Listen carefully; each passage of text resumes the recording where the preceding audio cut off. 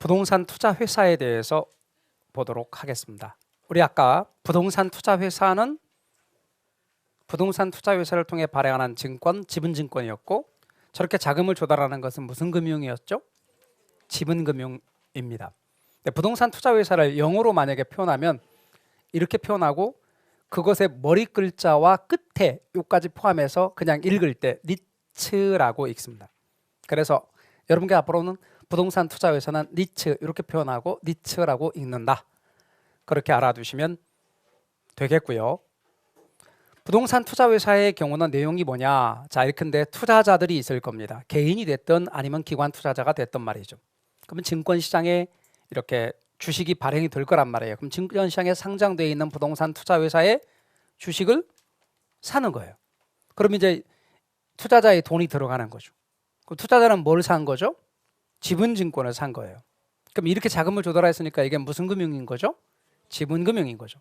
그러면 이제 부동산 투자 회사는 자신의 경험과 전문적인 지식을 바탕으로 해서 투자 대상에 투자를 하는데, 그 투자의 대상이 되어지는 건 예를 들어 부동산이든 아니면 유가증권이든 아니면 금융기관의 예치든 간에 이렇게 투자를 합니다. 그럼 투자를 하게 되면 거기에서 투자의 결과로 돈이 들어올 겁니다. 그러면 이 수익의 경우를 배당을 하죠. 그러면 수익을 배당을 할 때 여기에 아까 그 지분증권을 샀으니까 거기에 따라서 배당을 하는 겁니다. 90% 이상 배당을 하는 거죠. 자, 그렇다면 이것은 여러분이 보셨을 때 직접 투자입니까? 간접 투자입니까? 네, 간접 투자죠. 이게 부동산 투자 회사를 통한 간접 투자 방식이다. 그래서 간접 투자 상품이고요. 무슨 금융이라고요? 지분금융 방식이다. 이렇게 말한다는 것 알아두십시오. 그래서 여러분 간접 투자고 지분금융 딱 두 가지를 여기서는 알아두십시오. 이 그림 하나도 안 중요합니다. 그거 설명하려고 그림 그려놓은 거죠. 본말이 바뀌면 안 돼요. 직접 투자, 간접 투자, 간접 투자. 무슨 금융? 지분금융. 그다음 부동산 투자 회사는 부동산 투자 회사법에 근거한 겁니다. 그 부동산 투자 회사법에 의하면 부동산 투자 회사는 3종 세트가 있습니다. 자기관리, 부동산 투자 회사가 있습니다. 그다음 위탁관리, 부동산 투자 회사가 있습니다. 그다음 기업 구조조정, 부동산 투자 회사가 있습니다. 자, 첫 번째요. 뭐라고요? 자기관리 부동산 투자 회사. 그다음에요. 위탁관리 부동산 투자 회사. 진짜 많은 사람들이 자기관리, 위탁관리, 세 번째는요. 혼합관리 이렇게 합니다. 조심하세요. 그런 관리 없습니다. 다시 한번 말합니다. 왜 혼합관리라는 말하고 헷갈리냐면 저 부동산 관리에 가면 혼합관리라는 게 진짜 있거든. 거기는 또 자기관리가 아니라 자가관리거든. 그러다 보니까 막 말이 비슷해서 헷갈리거든. 그러니까 헷갈리지 않도록 부동산 투자 회사는 자기관리 부동산 투자 회사, 그다음 위탁관리 부동산 투자 회사, 그다음 기업 구조조정을 돕기 위한 기업 구조조정 부동산 투자 회사입니다. 자기관리 부동산 투자 회사는 건물이 있습니다. 대표이사 있습니다. 그다음에 일하는 직원, 이제 일하는 직원은 대개 월요일부터 뭐 회사에 따라서 어떤 회사는 뭐 금요일까지, 심지어 토요일까지 나와서 일하는 회사도 있으려나? 여하튼 그럼 나와서 이렇게 근무하는 걸 상근이라고 하거든요. 그죠? 회사에 출근해서 일하는 건 그럼 상근 임직원이 있는 거예요. 그런 회사를 우리는 뭐라고 말한다? 실체 회사. 그러니까 얘는 이 관리하는 전문적인 직원을 두는 거예요. 그래서 자산 운용 전문 인력을 포함 임직원을 상근으로 두고 자산의 투자 운용을 직접 수행합니다. 그런데 얘네들은 서류상 회사입니다. 서류상 회사를 제가 뭐라고 불렀죠? 무슨 회사? 아니 그러니까 네 글자로 왜 갑자기 영어로 하고 그래? 자, 무슨 회사? 명목회사라 그랬죠. 얘는 명목회사예요. 페이퍼 컴퍼니, 명목회사. 명목회사이기 때문에 얘는 어떻게 해야 된다? 직접 관리를 못해. 그러니까 어떻게 해요? 자산관리회사라는 곳에 위탁을 하는 거예요. 자산관리회사에 위탁. 얘는 명목회사입니다. 자산관리회사에 위탁하는 겁니다. 따라서 위탁한다. 잊지 마세요. 자산관리회사에 위탁한다. 그래서 여러분 얘네 둘은 뭐라고요? 명목회사다. 그래서 어떻게 한다고요? 자산관리회사라는 곳에 위탁한다. 이렇게. 잊지 마세요. 그래서 꼭 그걸 구분해 놓으십시오. 자, 부동산 투자회사 3종 세트. 뭐입니까? 자기관리, 부동산 투자회사, 위탁관리, 부동산 투자회사, 그 다음 기업 구조조정 부동산 투자회사. 그중에 자기관리 부동산 투자회사만 보고 실체회사고 나머지는 뭐다? 목목회사다. 그래서 어디다가 위탁한다? 자산관리회사라는 곳에 위탁한다. 감 잡으셨죠? 그다음 이제 부동산 개발 관리론으로 건너갈 겁니다. 이 부분은 좀 쉬워요. 보통 출제가 나오면 5문제가량은 나오는데 이번에 33회 때 기이하게도 2문제 나왔어요. 이게 쉬운 파트에서 2문제 나왔어요. 그리고 이제 어려운 파트에서 그 대신 나머지 문제들이 나온 거예요. 그러니까 보통 나오던 게 몇 문제라고 그랬죠? 5문제. 근데 3문제가량이 어려운 파트에서 나왔어요. 물론 어려운 파트에서 어렵게 나온 건 아니고 어려운 파트에서 쉽게 나왔는데 사람들은 어려운 파트에서 쉽게 줘도 어렵다 그래요. 그렇기 때문에 이번 시험이 느낌상 어렵다고 생각하는 거예요. 근데 나중에 지나고 나서 보시면 33회 시험은 여러분들이 그냥 시험 보신 분들이나 이런 것들을 놓고 그냥 일반적으로 어렵다고 말하는 거지, 한번 해보시면 알겠지만 이게 뭐 어렵다고 그러지? 라고 하는 게 너무 많아요. 앞으로 이 기출을 다뤄보기 시작하면 결론이 왜 어쩌면 민법보다 점수가 더 잘 나온다라고 하는 말이 왜 그런지 알게 된다고 보시면. 그래서 실제로 시험 보고 개론이 훨씬 어렵게 보거든요. 근데 점수는 개론이 더 잘 나와. 그런 경우가 진짜 많다니까요. 그래서 여러분에게 말씀드렸다시피 아까 대표적인 예잖아요. 조금 전에 우리가 공부했던 주택저당 증권 같은 경우는 처음에 공부할 때 느낌이 어렵잖아요. 근데 답은 하나도 안 틀리거든. 마찬가지예요. 개발관리론 같은 경우는 처음부터 좀 쉽고 이 부분은 처음부터 쉽지만 답도 쉬워. 그러니까 나오면 땡큐예요. 그런데 이번엔 조금 나왔어요. 이 파트 여기만 살짝 이론적인 게 들어가요. 자, 토지용의 집약도 이야기할게요. 여러분 토지용의 집약도는 분수인데 생산 요소 말해봐요. 뭐가 있죠? 노동, 자본, 토지 이렇게 있단 말이에요.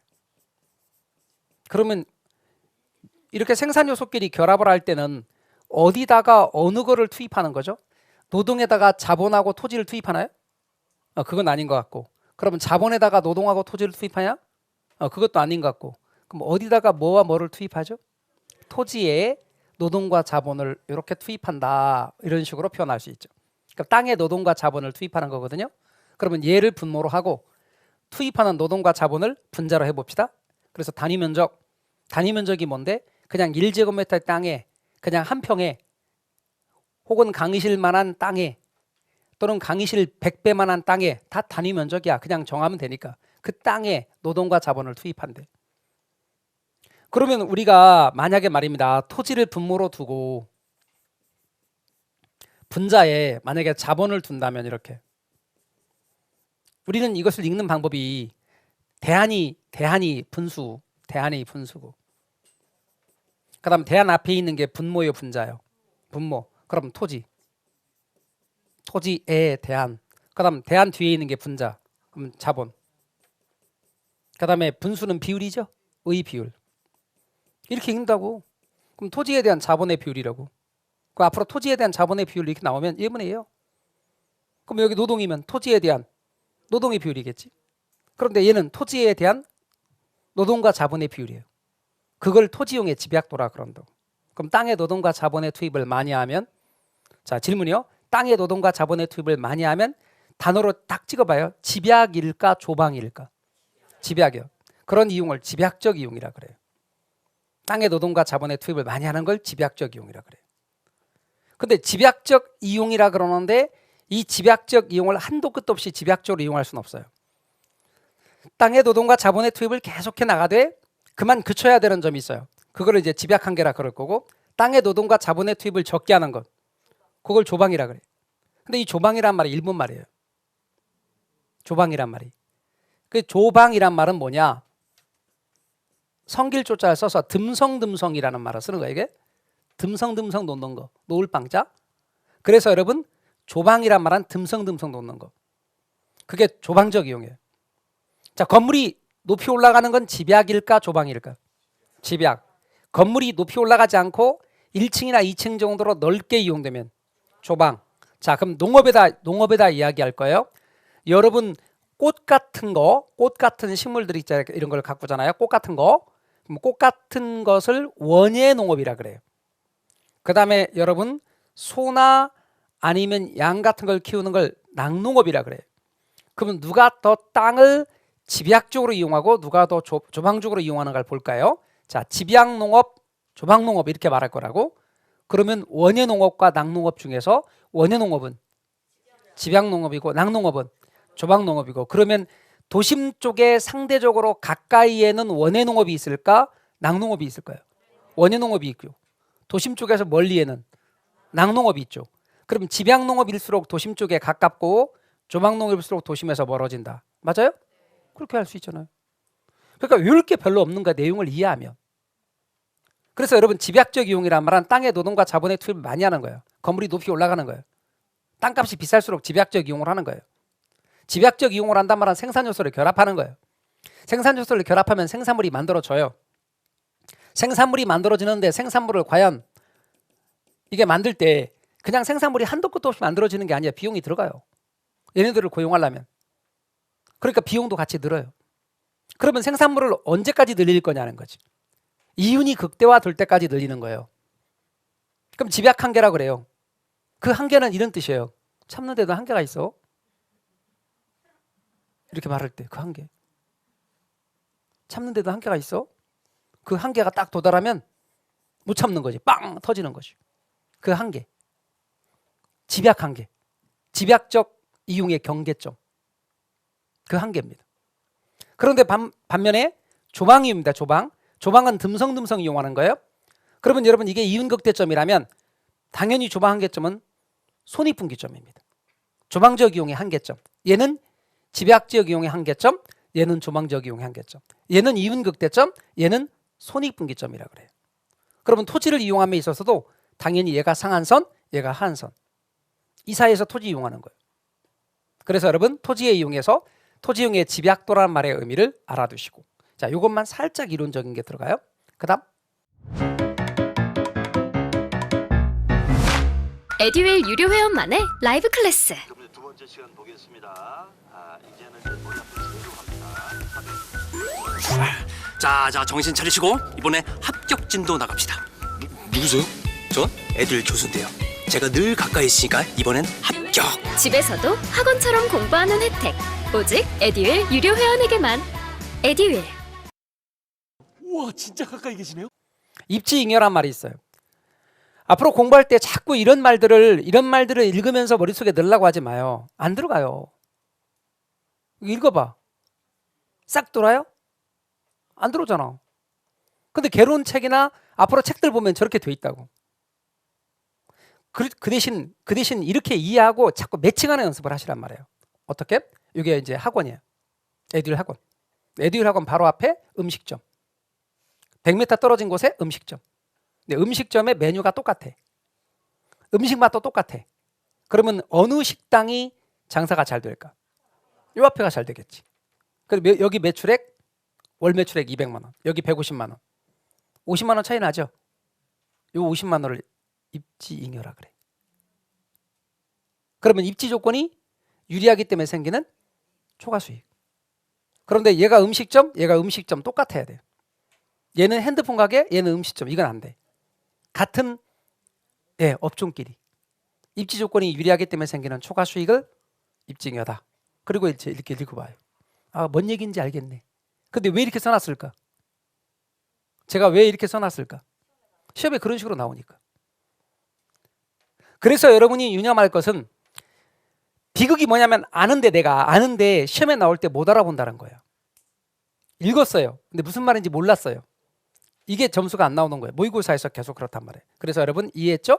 매칭하는 연습 자꾸 하셔야 돼요. 1월 달부터는 제가 뭐라고 하냐면 책 읽으셔야 돼요. 밑줄 그어져 있는 것만 해도 읽으셔야 돼요. 이렇게 말한다고. 여러분 학습 이렇게 하잖아요. 강의를 듣는 건 학이라고. 배우는 거라고. 습은 여러분 걸로 만드는 거라고요. 다른 과목들은 지금 학습 여러분 걸로 많이 만들고 있죠. 프린터도 나가고 자료도 나가고 하니까. 근데 개론은 아직 습하지 말고 이렇게 강의를 듣기만 하라고 그랬죠. 배경 지식을 쌓기 위해서. 그런데 나중에 지나고 나서 보면 왜 그랬는지 알아요. 개론은 과목이 분리되어 있는 게 아니라 여러분이 공법을 열심히 하면 개론 공부를 하는데 기초가 되고, 민법을 열심히 하면 개론 공부하는데 기초가 된다 그랬죠. 공시법을 열심히 하면 개론 공부하는데 기초가 되고, 다 도움이 돼요. 세법을 열심히 하면 개론 공부에 기초가 되고 또 중개사법도 마찬가지고. 그러다 보니 제가 개론의 경우는 일단 들어라. 그러나 나중에 1월 달부터는 책도 읽으셔야 돼요. 이렇게 매칭. 그럼 이제 이거 할 필요 없네. 그다음 한계 입지. 한계 입지는 무슨 뜻이냐면 이런 뜻이에요. 여러분 우리가 일상에서 되게 위치가 되게 좋은 곳, 그냥 점포 열어놓기만 하면 고객이 모이는 곳, 그런 걸 우리가 뭐라고 말해요? 보통 일상에서 네 글자로 노로 시작해. 노 끝이 위야 위. 노른자위 이러잖아. 노른자위. 또는 뭐 있어 보이게 표현하면 황금상권. 근데 노른자위나 황금상권은 시험에 나오는 말은 아니에요. 그것을 학문적으로는 100% 입지라 그래요. 뭐라고 한다고요? 100% 입지. 뜻은 입지잉여가 100이 드는 곳 이런 뜻이에요. 그럼 입지잉여가 100이 드는 곳이에요. 근데 저것은 위치가 다 좋겠죠. 그러니까 갑도 저기 입지하려고 그래요. 을도 저기 입지하려고 그래요. 병도 정도 다 저기 입지하려고 그래요. 자, 그럼 제가 누가 입지한다 그랬죠? 갑, 을, 병, 정. 얘네들을 뭐라고 하냐면 입지 주체라 그래요. 뭐라고 그래요? 입지 주체. 그런데 입지 주체는 저기 입지하려는 입지 주체는 많은데 좋은 위치는 한정되어 있어요? 많아요? 한정되어 있어요. 그러다 보니 뭐가 나타나? 경쟁이 나타나. 그런 걸 입지 경쟁이라 그래요. 그럼 치열한 입지 경쟁의 결과 여기 땅값이 올라가. 지대가 올라가고 지가가 올라가. 그럼 지대나 지가가 올라가면 이 땅을 임차해서 사용해야 될 갑을병정은 높은 임대료를 내야 된단 말이에요. 토지 사용료를. 그런데 토지 사용료를 높은 임대료를 낼 능력이 있는 갑과 을은 여기 입지하는데 병과 정은 높은 임대료를 낼 능력이 없네요. 지대를 낼 능력이 없네요. 그럴 때 입지 경쟁에서 탈락했다 그래요. 그럼 입지 경쟁에서 탈락한 병과 정은 여기를 벗어날 수밖에 없죠. 근데 여기를 벗어나면 입지잉여가 예를 들어 여기가 100이라면 여기는 90이, 여기는 80 이렇게 될 수밖에 없다 그 말이에요. 그러면 자, 병과 정 이야기를 들어보자고요. 병과 정 가급적이면 90에 입지하는 게 좋아, 80에 입지하는 게 좋아. 그래서 100% 입지 가까이에 입지하려고 한다 그 말이에요. 이런 식으로 밀려나기 시작하면 입지잉여가 드디어 뭐도 되는 것도 있겠다. 0이 되는 것도 있어요. 그러면 여기서부터 여기까지는 입지잉여가 플러스요, 마이너스요? 플러스. 여기서 여기까지는 입지잉여가 마이너스. 입지잉여가 0이 되면 여기가 경계잖아. 경계 이 의미가 바로 아까 한계란 말로 표현했죠. 한계 입지요. 따라서 이 한계 입지는 입지잉여가 0이 되는 곳, 0이 되는 위치를 한계 입지라 그래요. 그럼 입지잉여가 발생하려면 한계 입지 이상이라 해야 돼. 그렇죠? 그렇게 이해하시면 되고. 앞으로 도시 스프롤 할 때 스프롤은 무슨 뜻이냐면 확산을 가리키는 말이에요. 자, 스프롤 우리말로 뭐라고요? 확산. 그러면 절 봐요. 도시 확산 현상 이렇게 말하면 될까 안 될까? 안 돼요. 정확한 표현이 아니에요.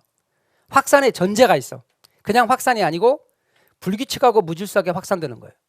그러니까 여러분 확산은 확산인데 불규칙하고 무질서하게 확산되는 것, 이게 바로 뭐냐면 도시 스프롤이에요.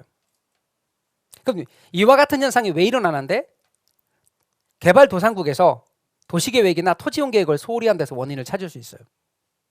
기본적으로 이것은 특징이 최유효 이용. 앞으로 최유효 이용이란 말 진짜 많이 쓸 건데 최고 최선의 이용을 가리키는 것이고 그 지역에 가장 어울리는 이용을 가리키는 건데 그 최고 최선의 이용을 하지 못하는 데서 다시 말하면 최이용과 괴리됨으로써 나타나는 거예요. 또한 주거지역만 스프롤이 나타나는 게 아니라 이렇게 상업적이나 공업지역에서도 스프롤로 나타날 수 있어요. 확산은. 또한 여러분 도심부에서 주로 나타날까 외곽부에서 주로 나타날까? 외곽부에서 나타나는 거예요. 아울러 도로를 따라서 확산이 되어지는 거예요. 도로를 따라서 간선도로를 따라서 확산이 전개되는 현상이 나타날 수 있다. 스프롤의 기본적인 모습들입니다. 도시 스프롤. 그 다음 직주 분리해서 직은 뭘 가리키는 말 같아요? 직장, 주는. 네, 주거. 그러면 직장과 주거가 분리된다는 뜻인데 직장은 주로 도심에 있어요, 외곽에 있어요? 직장을 도심에 둔 근로자가 주거를 외곽으로 옮기는 현상이에요. 자 보세요. 이렇게 여기 도심 직장, 근데 주거를 외곽으로 이렇게 옮기는 거예요. 저걸 주거분리라 그래요. 왜 그럴까요? 왜 그럴까요? 첫 번째, 왜 그럴까? 원인. 여기 땅값이 비싸, 너무 비싸. 집값도 비싸고. 또요, 여기 환경이 안 좋아졌어. 성인 됐는데 아토피가 생겼대. 그런 거 있더라고요, 보니까. 그리고요, 도심의 재개발로 말미암아 주택이 철거됐어. 그 김에 바깥으로 좀 나가는 거예요. 또요, 여기서 여기까지 전철이 노임에 따라서 되게 접근하기가 용이해졌어. 그 대신 공기는 맑고 좀 가격이 저렴해. 그래서 바깥으로 나갔어요. 교통의 발달 때문에. 자, 감 잡으셨어요? 그러면 외울 거 아니죠, 이거. 외우지 않아도 되죠. 자, 내용 나오면 알아보면 되니까. 아, 그러니까 나가겠네. 이렇게. 자, 결과 어떻게 될까? 아침에 출근해야지.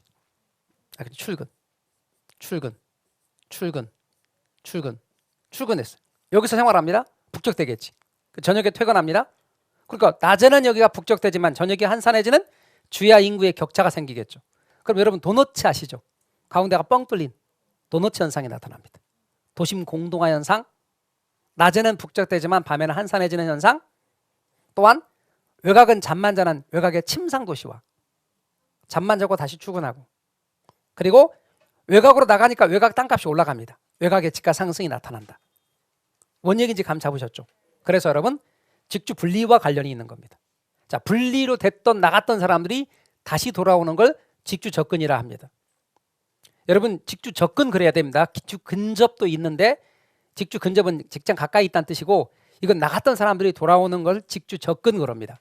직주 접근을 회귀 현상 그래요. 자, 그렇다면 질문합시다. 직주 분리가 먼저일까 접근이 먼저일까? 분리가 먼저라고. 분리 이후에 돌아오기 때문에 회귀 현상이라고 부르는 거예요. 그래서 여러분 나갔던 사람들이 다시 들어오는 거예요, 도심 쪽으로. 그럼 나갔던 사람들이 왜 직장 근처로 도심으로 다시 왜 들어올까요? 첫 번째, 이 지역의 땅값이 상대적으로 떨어졌어. 그 말은 뭐냐면 여기 땅값은 변함이 없거든. 근데 여기가 너무 비싸졌어. 그러면 상대적으로 떨어진 거예요. 자, 여러분들 같은 경우는 간혹 가다 보니까 남아서 공부하시는 분들 벌써부터 계시던데, 이제 1월 달부터는 남아서 공부하는 분들도 되게 많을 거란 말이에요. 왜냐면 1월 달부터는 본격적인 공부를 시작하니까. 근데 나는 11, 12 때 그래도 공부를 한답시고 하루에 1시간씩 강의 듣는 거 빼고, 강의 4강씩 강의 듣는 거 빼고 하루에 1시간씩 공부를 했거든요. 그래서 1월 달도 1시간씩 공부를 했어. 그런데 사람들은 2시간씩 공부를 하기 시작하네. 그럼 나는 상대적으로 공부를 덜 하는 셈이에요. 공부 시간이 상대적으로 적은 거라고. 제 말 이해가 되십니까? 그게 상대적으로야. 나는 11, 12도 1시간이었고 1월 달도 똑같이 1시간씩 하는데 상대적으로 적게 하는 거예요.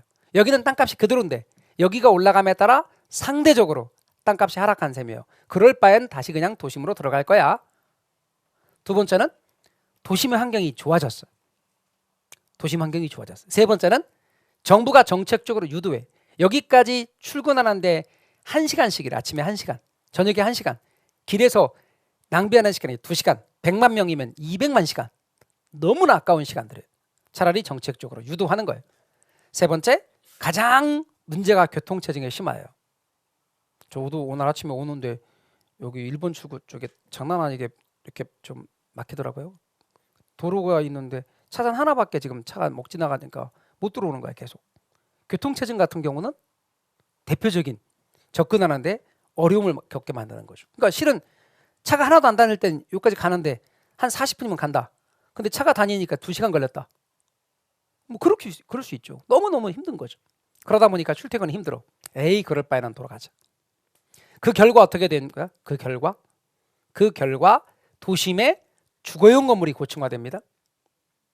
또한 어느 시기에 맞춰 돌아오냐면 나갔던 사람들이 여기에 전체적으로 도시가 예를 들어서 건물들이 새 건물로 바뀌는 시기, 사실은 나갔던 사람들이 제법 그래도 중고소득층이거든. 근데 그 사람들이 돌아오면서 건물의 리모델링과 아니면 재건축, 재개발 등이 이루어지다 보니까 도시가 전반적으로 젊어지는 거예요. 도시 회춘화 현상이 나타납니다. 그 전에 종로에서 강의를 할 때 종강역 근처에 이제 학원이 있었어요. 저가 이제 다른 회사 쪽에 있을 때.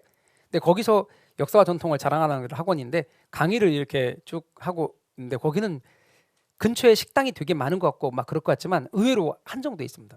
그러니까 어떤 게 많냐면 뭐 설렁탕집, 갈비탕, 내장탕, 동태탕 막 이런 것들이 있죠.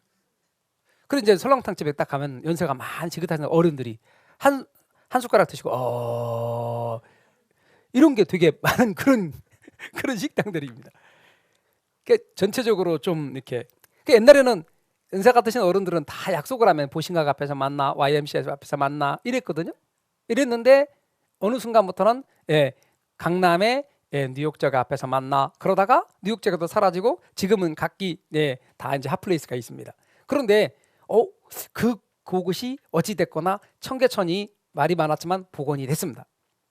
그러면서 거기에 가족 단위의 나들이도 오게 되고 젊은 층들이 많이 들어오기 시작합니다. 어느 순간 강의하다 보니까 옛날에 연세 같이 같은 어른들이 대반이었는데 젊은 층들도 오게 되고 그러다 보니까 그 학원도 옛날에 그 자리를 있을 수 없어서 옮겨서 리모델링을 하고 그런 곳에 가게 되고 실제로 건물들도 주변 건물들도 전반적으로 리모델링을 하게 되고 그래서 새 건물로 바뀌면서 젊은 층들이 많이 들어오게 되니까 도시가 활력을 찾고 도시가 전반적으로 젊어지는 도시 회춘화 현상이 나타나는 거예요. 자, 이런 게 도시 회춘화입니다. 그래서 직주 분리 이후의 접근이라는 것 알아두시고 녹화된 강의는 나중에 몰아듣게 되더라고요. 라이브 클래스 같은 경우는 학원 스케줄에 맞춰서 꼭 들어야 하니까 공부도 미루지 않게 되고 학원에 가 있는 느낌이 들더라고요. 집에서도 생생한 강의 현장을 느끼고 싶다면 라이브 클래스가 딱인 것 같아요. 그다음 부동산 개발입니다. 부동산 개발은 이렇습니다. 이게 제가 왜 이렇게 길게 써놨을까? 기출 지문이니까. 기출 지문이 이렇다고. 자, 그러면 제가 누차 말씀드렸다시피 어렵게 이걸 막 읽고 외우려고 하지 마시고 자, 이런 거예요. 개발이란. 땅이 있습니다. 그럼 건물 지으려면 그 땅에는 보니까 막 땅이 어떤 언덕배기도 있고 파진 데도 있고 개울도 있고 막 자갈밭도 있고 그런 땅이겠습니다. 자, 그러면 그 땅을 원래 건물 지을 수 있도록 뭐 어떻게 해야 돼요? 만들어야겠죠. 그렇게 하는 걸 택지로 조성한다 그래. 그럼 건물을 지을 수 있도록 땅을 조성을 했어. 토지를 조성을 했어. 건물을 올려. 분양을 하고 임대를 해. 또는 건물을 리모델링을 해. 대수선한단 말이에요. 이렇게 함으로써 건물을 분양을 하고 임대하는 거. 이게 다 개발의 개념 속에 들어가는 거예요. 그러니까 토지를 뭐하고 이렇게 남에게 공급할 목적으로 토지를 뭐하고 조성을 하고 건물을 짓고 그다음에 또는 어떤 각종 필요한 공작물들을 설치하고 나중에 이제 민법 공부하면 공작물 이런 거 공부합니다. 각종 공작물들을 설치하고 그다음에 아까 말한 것처럼 조성을 하거나 건물을 짓거나 아니면 리모델링 같은 대수선을 하거나 다 대수선의 개념 속에 포함됩니다. 그리고 용도를 변경하거나 혹은 설치되거나 될 예정인 부동산을 공급하는 것. 이게 뭐야? 개발입니다. 그러니까 아까 말한 것처럼 토지를 이게 택지 같은 걸로 조성을 했다. 건물을 지었다. 아니면 건물을 전체적으로 다시 리모델링 했다. 싹 다 뜯어 고쳤다. 그런 것들이 전부 다 뭐다? 개발의 개념 속에 들어가는 거예요.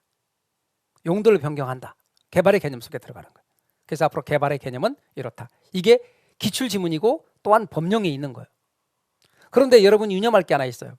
시공을 담당한 행위는 개발의 개념 속에서 빼요. 그럼 시공을 담당한 행위가 뭔데? 시공을 담당한 행위는 시공사가 부동산 개발업자의 주문받아서 그냥 건물 지어주는 행위. 그 자체는 개발의 개념 속에서 빼고 시공을 담당한 행위라고 그래요. 그러면 여기서 건축물을 건축한다라고 하는 것은 시공사가 건물을 짓는 걸 말하는 게 아니라 개발업자가 건물을 짓는 거예요. 나 이번에 건물 지었어.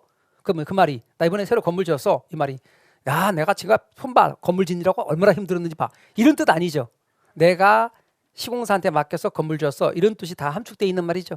그런 의미에서 건축물을 건축하는 거예요. 건축물을 건축하는 거는 여기서 개발이라고 그러는데 왜 여기는 짓는 건데 개발이 아닙니까? 그러면 안 돼요. 요거는 아까 말한 개발업자가 시공사한테 시공을 맡겨서 그 시공사가 시공하는 행위 그거는 개발이 아니고 개발업자가 하는 행위 개발업자가 건물을 짓는 거 왜? 분양하려고 임대하려고 그런 건 뭐야? 개발의 개념인 거예요. 그래서 여러분 시행사의 시행은 부동산 개발업이지만 시공사의 시공은 건축공사업에 들어간다는 걸 알아두십시오. 그러면 시행사, 시공사 이거 어느 과목을 공부하다 보면 주로 들어요? 공법을 공부하면 저절로 듣게 돼 있다고. 그러니까 제가 뭐라고 말해요? 부지런히 다른 과목 하다 보면 개론의 배경 지식이 돼요. 그러나 한번 짚어봐요. 시행사가 뭐예요? 시행사, 시공사 짚어보면 공사 전 과정을 책임 맡아서 관리하는 회사가 시행사예요. 그러니까 아파트 재건축할 때 재건축 조합 같은 경우라든가 토지 소유자라든가 다 뭐가 돼요? 시행사가 돼요. 그러나 여러분 건설회사 자 우리가 알고 있는 건설회사 말해봐요. 현대건설 GS건설 2개밖에 모르구나. 그런 데는 뭐예요? 시공사라 한단 말이죠. 그래서 여러분 시행사로부터 발주받아서 단순히 공사만을 담당하는 건설회사를 가리켜서 시공사라 한단 말이죠. 우리는 시행과 시공이 지금은 분리되어 있어요. 그래서 시행사, 시공사 이런 의미를 여러분이 아시면 단어 뜻을 아시고 그 다음에는 알아듣는 부분이 좀 더 편해지겠죠. 그래서 시행사의 시행을 이런 개념을 개발의 개념 속에 보는 거죠. 시공사의 시공은 건축 공사업의 개념입니다. 그 다음 부동산 개발업자라고 말할 때 시행사를 가리키는 겁니다. 이것이 바로 부동산 개발업자 이런 개념입니다. 그 다음 부동산 개발을 분류할 때 외관에 따라서 예를 들어서 물리적인 변형을 초래한다 그러면 유형적 개발이고 물리적 변형을 초래하지 않는다 그럼 무형적 개발이고 두 개가 짬뽕되어 있다 그럼 복합적 개발이고. 자, 방금 토지의 물리적인 변형을 초래한다. 그게 뭐예요? 유형적 개발. 예를 들어서 건축사업, 토목사업, 공공사업 다 눈에 보이잖아. 그러니까 유형적 개발이고 눈에 보이지 않아. 그럼 뭐예요? 무형적 개발. 물리적인 변형은 초래하지 않는 것. 이건 뭐예요? 무형적 개발이지. 그러니까 용도 변경 이런 것들은 무형적 개발에 해당되는 거죠. 용도, 지역이나 지구의 지정이라든가. 그 다음에 유무형의 개발이 함께 이루어지는 거. 이게 짬뽕되어 있는 거예요. 이게 뭐예요? 복합적 개발인 거죠. 그래서 복합적 개발 이렇게 말하는 거예요. 그럼 여러분이 공법에서 배우는 대부분의 부동산 개발은 어디에 해당되는 거예요? 복합적 개발에 해당되는 거예요. 그러니까 토지 형질 변경 사업이나 도시 개발 사업 할 때 그 개발은 복합적 개발에 들어간다. 이렇게 여러분이 아시면 돼요. 그 다음 부동산 개발의 과정이 있어요. 여러분 부동산 개발의 과정 7단계인데요. 시험에 보통 7단계 순서대로 나열해봐라 이렇게 잘 나와요. 근데 지금 외우려고 하지 마시고 자 의미만 먼저 좀 봐주세요. 제일 먼저 구상부터 해야 돼요. 건물 짓고 구상해요? 아니잖아. 구상부터 하는 거야. 그게 아이디어 단계야. 그 다음에 뭘 하냐면 여러분 간혹가다 TV나 이런 데서 뉴스에서 예타라는 말 들어보셨어요? 예타 면제, 가덕도 신공하는 예타 면제 뭐 이런 말 들어보셨어요? 근데 그런 걸 안 들어보시면요, 안 들어보시는 것은 뉴스에 그런 거 나오면 재미가 없거든. 그러니까 들을 리가 없는 거야. 경제 부분 이야기. 그러니까 안 들어. 신문도 보지 않고 인터넷 기사조차도 경제면은 볼 일이 없어. 그러다 보니까 뭐야? 방금 그런 말들이 와닿지가 않는 거죠. 자꾸 들으셔야 돼요. 예타. 예비적 타당성 분석이라는 거예요. 그걸 먼저 해야 돼.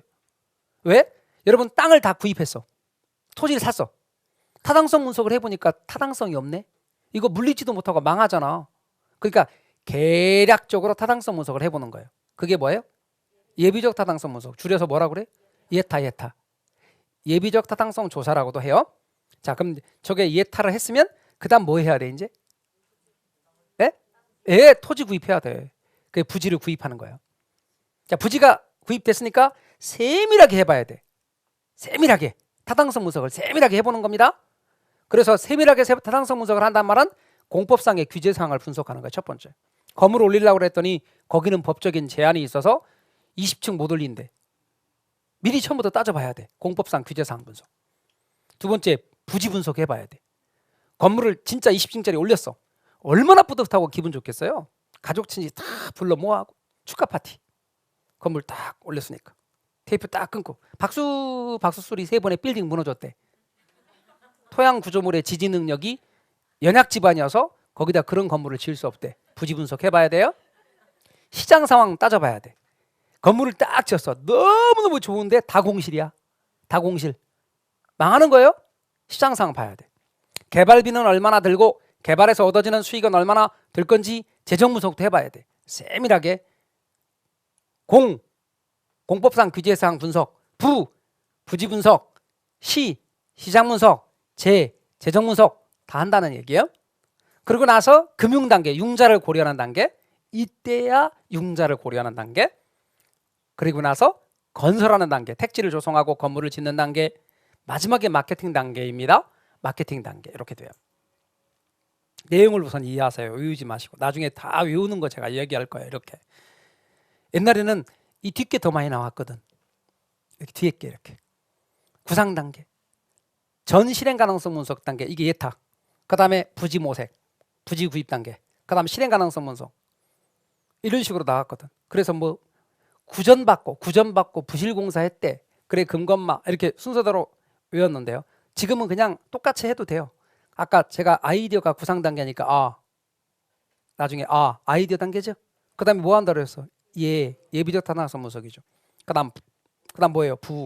부지구입이고 아예부타 그리고 금융 단계 금건마. 그러면 제가 아예부타 금건마 이렇게 말해도 여러분 다 돼요. 순서대로.